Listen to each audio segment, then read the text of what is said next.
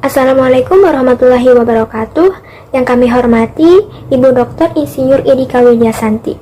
Kami dari kelompok 1 izin mempresentasikan hasil diskusi kami mengenai pemilihan metode analisis data yang sesuai dengan permasalahan penelitian yang ingin kelompok kami pecahkan. Sebelumnya, izinkan kami untuk memperkenalkan diri.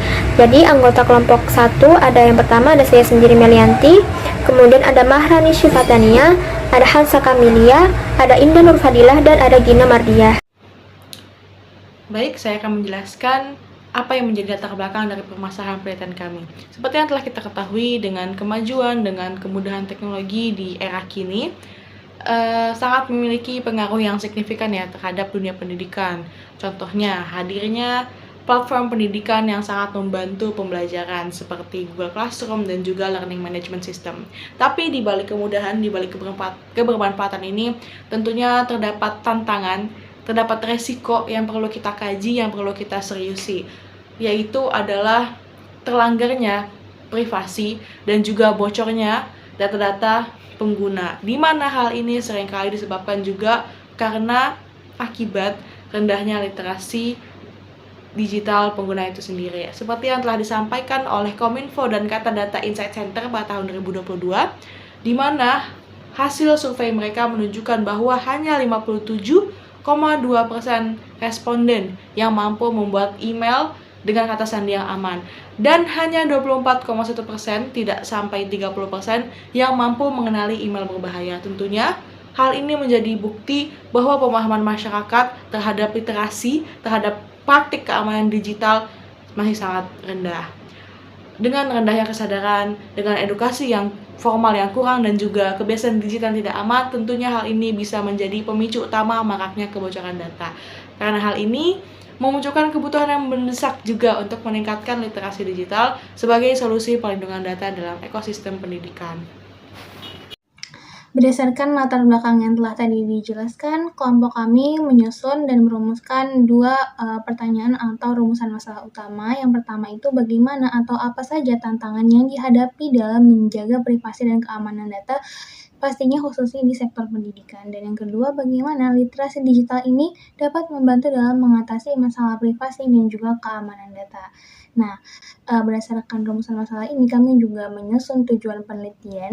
Tentunya yang pertama, untuk menganalisis tantangan dan menjaga privasi dan keamanan data di sektor pendidikan. Yang kedua, kami fokuskan penelitian ini itu untuk menjelaskan bagaimana peran literasi digital ini dalam mengatasi permasalahan terkait dengan privasi dan keamanan data.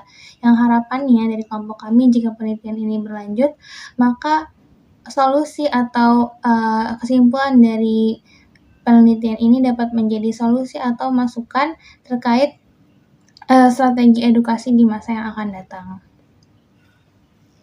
Baik, selanjutnya kita akan membahas mengenai metode pengumpulan dan jenis data.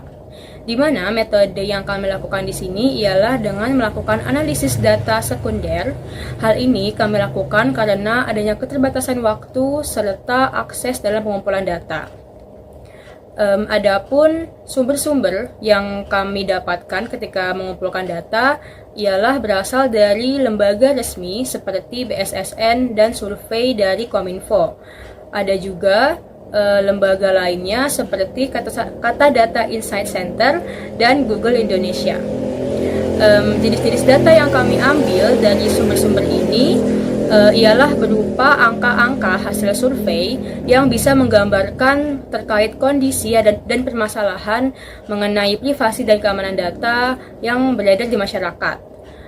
Misalnya, hasil surveinya itu terkait seberapa banyak orang yang masih menggunakan password 12345 atau seberapa paham mereka tentang email yang berbahaya.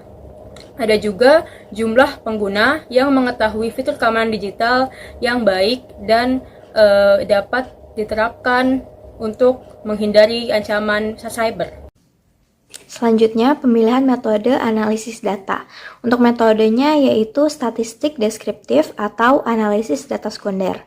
Adapun alasan kenapa metode ini dipilih, yang pertama, karena sesuai dengan data yang dikumpulkan dari survei nasional dan laporan lembaga resmi.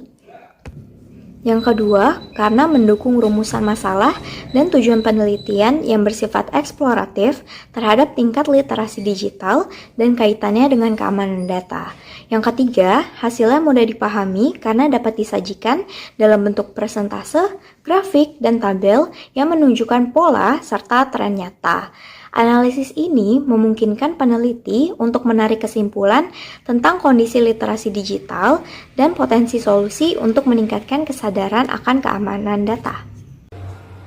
Baik, dari hasil diskusi yang telah kelompok kami lakukan, kami mendapatkan kesimpulan sementara. Jadi, rendahnya literasi digital itu meningkatkan risiko kebocoran data di sektor pendidikan. Nah, banyak pengguna itu masih belum memahami bagaimana cara menjaga agar keamanan informasi itu terjaga gitu. Nah, data survei menunjukkan masih lemahnya kebiasaan digital di kalangan masyarakat. Nah, seperti penggunaan kata sandi yang lemah, kemudian kurangnya kesadaran terhadap ancaman siber gitu. Nah, literasi digital ini penting sebagai solusi. Edukasi, pelatihan, dan kebijakan dari instansi pendidikan dibutuhkan untuk menciptakan ekosistem digital yang aman dan juga bertanggung jawab.